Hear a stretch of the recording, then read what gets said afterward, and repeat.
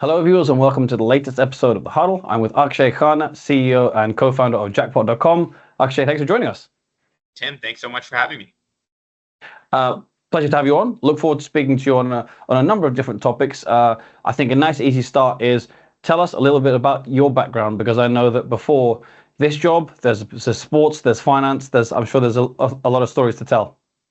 Yeah, I've had a kind of a meandering career until this point. I graduated from college in 2009 into the middle of the worst financial crisis that we've had certainly in my lifetime, and with no real knowledge of what it is that I wanted to do. I found myself working in finance in the private equity sphere, particularly focused on consumer retail. And while I had a lot of peers who were working at companies that dealt with, manufacturing or natural resources, consumer retail was something I gravitated towards right from the get-go. I went to business school, and after graduating with my MBA, that's really the time period during which I realized that my real passion lay in the sports media entertainment space. And so graduating from Wharton, I spent 2.5 years running corporate strategy and M&A for what today is known as Harris Blitzer Sports and Entertainment, what at the time was the ownership group of the Philadelphia 76ers. And I was very fortunate to get connected with David Blitzer and Josh Harris, both of whom are investors in our business today, as they were looking to expand into what their sporting empire has become today, a series of ownership stakes in sports teams and sports media and entertainment properties, not just across North America, but really across the world. After that, I spent 4.5 years at StubHub in a variety of different roles, culminating in running the entire North America business. Had 2 incredible years, really got to understand how the intersection of tech and sports work at a company at scale. And then obviously the last 2 years were somewhat tainted by the realities of COVID. I often tell people there's probably no business that was more negatively impacted by COVID than live event ticketing. We literally went to zero. And it was really towards the end of my StubHub time that I was fortunate enough to be introduced to my co-founders here at Jackpot. And a combination of falling in love with my co-founders, falling in love with the idea and the scale of the concept, was really what drove me to decide that this is what I want to do with, what is hopefully the last chapter of my career, because I truly believe that what we're building here has the opportunity to be staggeringly huge. Mm-hmm. Fantastic. Thanks for the overview. We'll get into plenty of Jackpot.com topics, lottery, that kind of thing. But obviously you mentioned sports, huge sports fan, and everything we do here, and I'm sure what you do, there's a lot of intersection with sports, and obviously in your past career as well. Just in general, I know it's quite a big topic, but could you maybe sum up a little bit how sports consumption has sort of changed in the last few years? Because even just this morning, I was reading an Economist article. It's completely different to even 5-10 years ago. Totally. Look, I watch my fair share of sporting events. It's the summer of the Olympics. I've been watching a lot of the Olympics. I will watch the Olympics on my phone on YouTube TV as I'm walking to the subway. 10 years ago, my only choice to be able to watch it was probably on the television in front of me. And if I wasn't in front of the television, too bad. And so, I think the ways in which we are consuming sports are starting to mirror the ways in which we're consuming content altogether. As often is the case, the sports media entertainment industry, particularly the sports industry, tends to be a step or two behind in adopting, in being a fast adopter of new technologies or new trends. But I think that gap is really starting to close. And some of that is reflected in the hours of sports content watched. Some of that is reflected in the nature, in the platform that we're watching it on. But I think no different than the way in which people, particularly younger people, are consuming any content, right? Whether that's Instagram Reels or TikTok or audiobooks or podcasts, the variety of the platforms on which one can consume sports content is expanding. And I think the most successful sports media entertainment properties are the ones that can both embrace that and create content that is tailored to the way in which people are consuming it. hmm Naturally, all this has a big impact on kind of the gaming and gambling industries, obviously proliferation of sports betting. But looking specifically at jackpot.com, you mentioned kind of falling in love with your co-founders. Obviously, you've got a distinguished career up to this point, but now you're part of the starting blocks. You're all in here. You're a CEO and co-founder. Tell us all about the business. Yeah. So simple premise, really. We buy everything on our phones today, right? You can buy groceries, you can buy alcohol, you can buy pet supplies, really, truly almost anything you want from your desktop, from your tablet, from your phone. And the question that we were asking is, why not lottery tickets? Lotteries have been slower than other organizations to adopt the purchase of tickets on devices online, and we feel like, given that the lottery is one of, if not the single largest discretionary purchase in America, as we like to remind people, $120 billion spent on lottery tickets last year alone. More than half the American population bought at least one lottery ticket last year.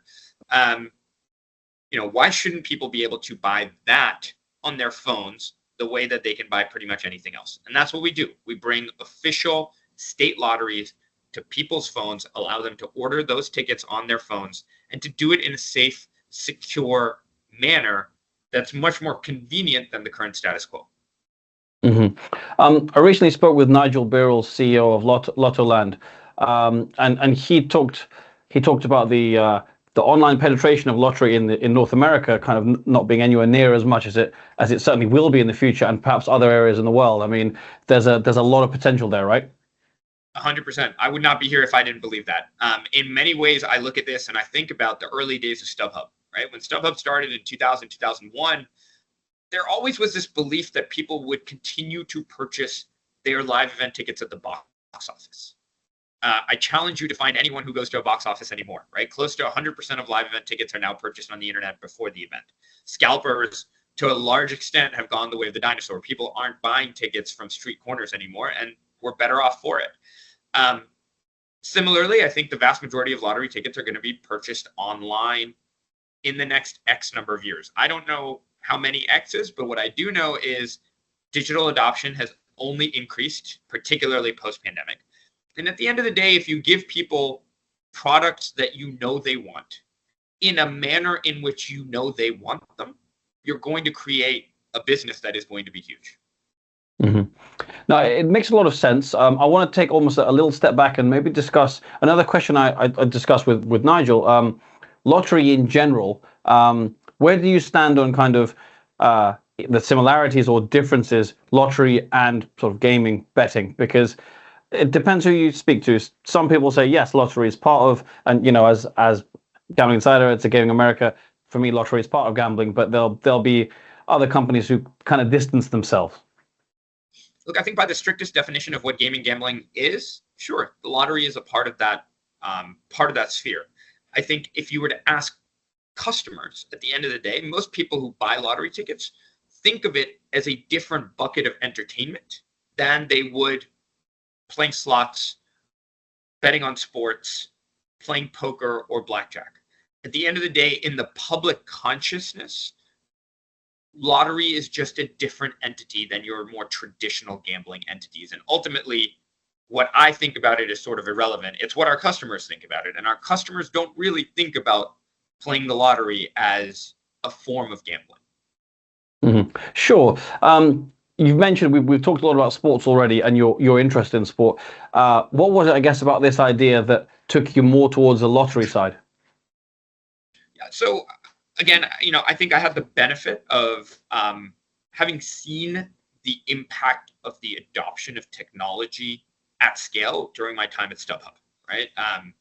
And when I came to understand the opportunity here in the lottery space, it really reminded me and resonated in that. I don't know that there's necessarily a direct tie, but what I will tell you is a lot of our investors come from the sports media entertainment world. We have partnerships with leading sports organizations like the New York Yankees and the Dallas Cowboys that have helped us both acquire customers and acquire a sense of trust in those markets in New York and Texas.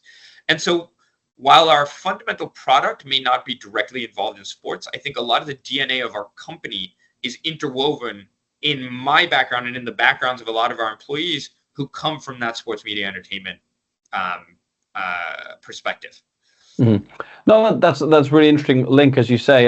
Can you talk us through a little bit about? I know you've signed you mentioned some of the organizations that you're partnered with there. I know you've had some market launches. Can you talk us through kind of what's the state of play for you guys in North America right now? Where are you live, and who are you kind of working with? For sure. So we're currently live in 6 states: New York, Texas, Ohio, Arkansas, Massachusetts, and New Jersey.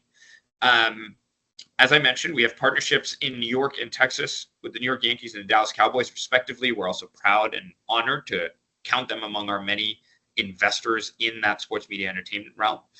Our goal is to be in many more than just 6 states, not just by the end of this year, but certainly by the end of next year. We think it's only a matter of time before we're in 15, 20, 25, 30 states. And a lot of that is a reflection of the work that we're doing with local state lotteries to get them to buy into the concept of couriers like jackpot.com being at the forefront of bringing digital change to the lotteries. And it's an interesting discussion, obviously, with the lotteries, because you're creating a change from the status quo. But I think one of the things that we've really been able to show that has shined through for a lot of the state lotteries is that we're not cannibalizing from the existing group of people who are buying lottery tickets. It's actually that other half of Americans who didn't buy a lottery ticket last year, who all of a sudden are realizing, oh my gosh, I can buy lottery tickets on my phone without leaving my home, without having to deal with cash, without having to deal with pieces of paper. And these are people who otherwise spend money on entertainment, whether that's movie tickets, sports betting, going to casinos, but they've never spent money on the lottery because they've thought of it as sort of a more archaic, paper-driven, cash-driven form of entertainment that they just haven't engaged in.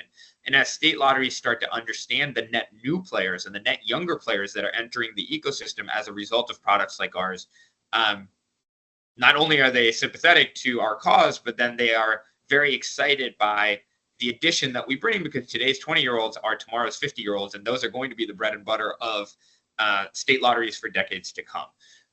We also have partnerships with organizations like the Associated Press, which is one of the oldest, if not the single oldest, newswire and kind of news publication in the country and in the world. And we're very fortunate and very lucky and honored to call ourselves their official lottery partner. And so in articles that you see with the Associated Press about anything to do with the lottery, you will see verbiage around, if people are in the states in which we operate, they can buy lottery tickets on our platform. And similarly with Global Gaming Data, basically broadcasting the fact that we are their official lottery partner. And again, people reading or viewing their content in the states in which we operate can purchase those lottery tickets through our platform. Mm-hmm. The message you delivered there about kind of change and lack of cannibalization, kind of the exciting potential, that makes a lot of sense, and it's obviously a message that you're delivering to the state lotteries. But have you encountered, you mentioned the kind of status quo, have you encountered maybe some resistance to change, and not necessarily for that reason, but just because sometimes, change scares people? Absolutely. Look, not everyone, not every consumer, not every state lottery is immediately going to adopt something that is new, something that is scary. And we understand that. And this is a process that's going to take, in some cases, weeks, in some cases, months, and in some cases, years. And, we're playing the long game. We believe that over the course of the next 3, 5, 7, 10, 15 years, the vast majority of Americans are going to be buying their lottery tickets the same way that they buy everything else, which is to say, on their phones, on their tablets, on their computers. And so for us, it's a matter of time. It's incumbent upon us to build that trust. It's incumbent upon us to work with the state lotteries to prove why it is that we are bringing not just incremental net new players, not just incremental revenue to the great causes that the state lotteries support, like public education and public housing, but also how we're doing it in a way that is upholding the values of safety, security, compliance with regulations in a far greater manner even than the status quo today can, because the advent of and the use of technology allows us to put into place safeguards that you can't have in today's kind of brick and mortar analog day and age. Mhm.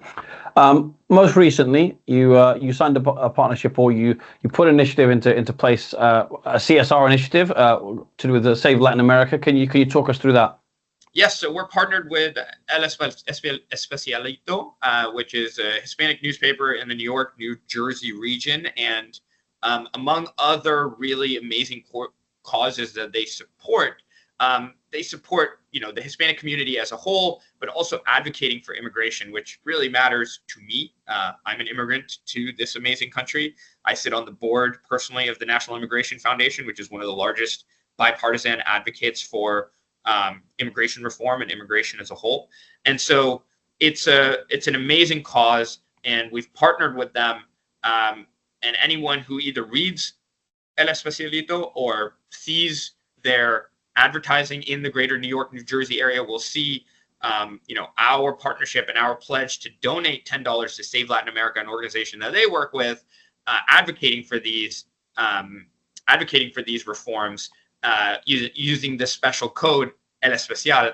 And so it's an amazing partnership. It's in a part of the country where we are really doubling down and tripling down in our efforts to make people aware of not only this incredible cause, but our business as a whole. Mm-hmm. No, it's a beautiful sentiment, and in general, I think lottery is in a strong position to help with CSR. And even you mentioned the Olympics earlier. Over here, whenever a Team GB, it seems almost whenever a Team GB athlete wins a medal, in their interview, they're thanking the National Lottery because it played a big part in kind of funding, and that's something lottery really has going for it. Yeah, I couldn't agree more.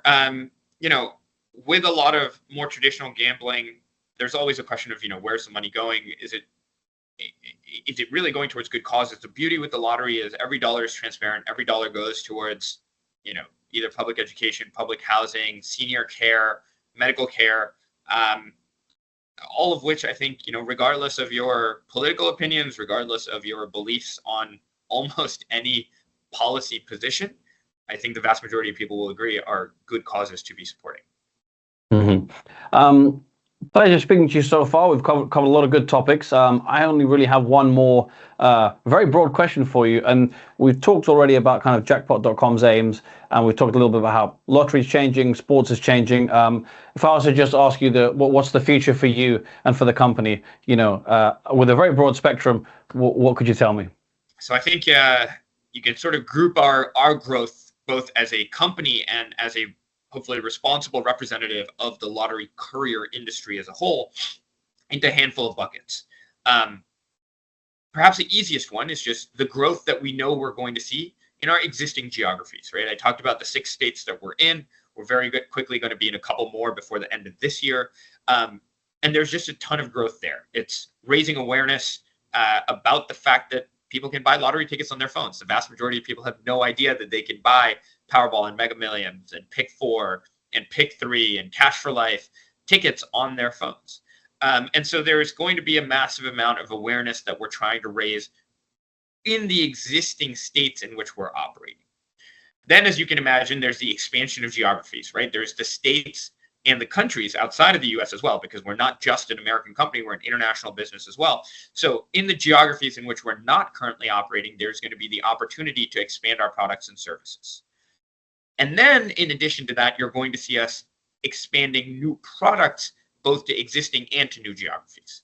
And so for us, as we think about growth, it's looking at what the consumers want from us, being able to expand into new geographies to give consumers in those geographies the products and services that they want, and then bringing in new technologies to add to the products that we're offering to the consumers at any given point of time. Mm-hmm. Well, sounds fantastic. Best of luck with everything. I mean, a lot of good CSR initiatives that you've mentioned, and a lot of potential growth and change, and it's an exciting time. I really appreciate it, Tim. Thank you so much for the time. And yeah, we're incredibly excited, not just about the current, but about what the future holds. Mm-hmm. Thanks for joining, and to our viewers, as always, thanks for watching too.